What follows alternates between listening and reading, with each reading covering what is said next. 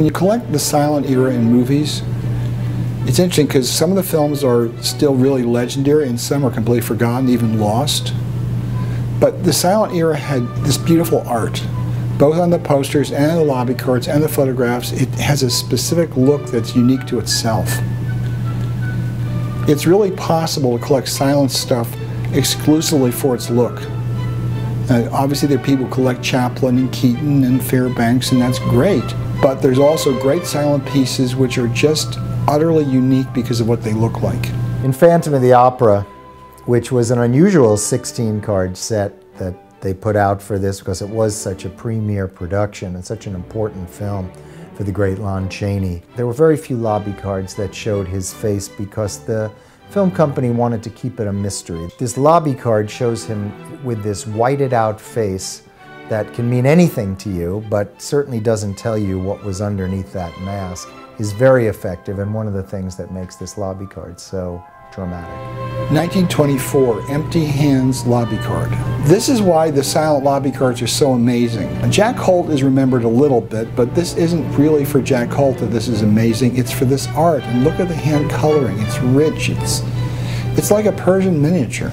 This lobby card from Eve's Lovers is pretty unique because it shows Clara Bow, the 1920s it girl, just before she became that sort of iconic figure. And here you see her in a transitional period where she's becoming that 1920s flapper. That's what makes this 1920s hand-tinted lobby card very unique. Here we have a window card for a very early Charlie Chaplin short called Behind the Screen.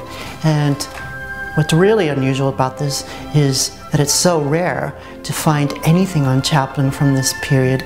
He's in a somewhat variation of his tramp costume.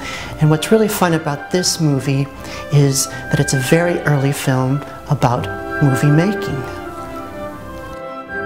This poster of The Son of the Sheik, one of the last films that Rudolph Valentino did.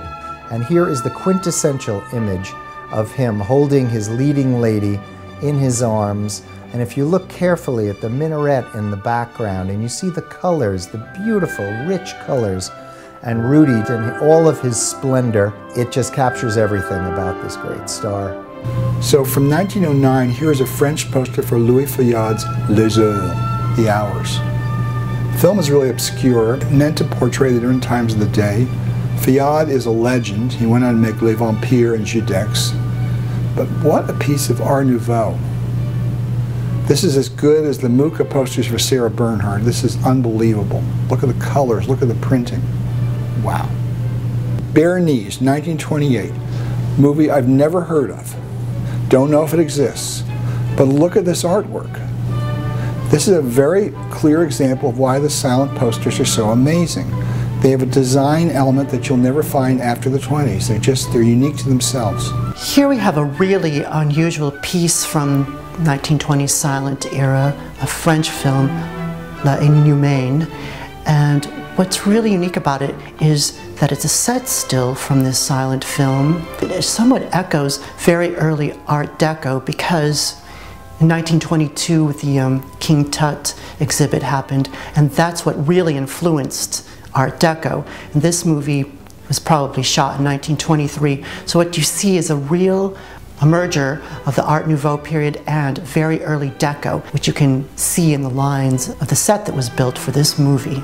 This is one of my favorite movie posters of the 1920s. This is a Swedish poster for Laugh, Clown, Laugh with Lon Chaney. I guess you could say this is an Art Deco influenced poster, but it's so wild and colorful and exotic. I don't know any other poster that's really like this. It's a decent to good image of Chaney, but just as a piece of poster art, this is off the charts. As a clown image, as a Chaney image, this is something really, really special.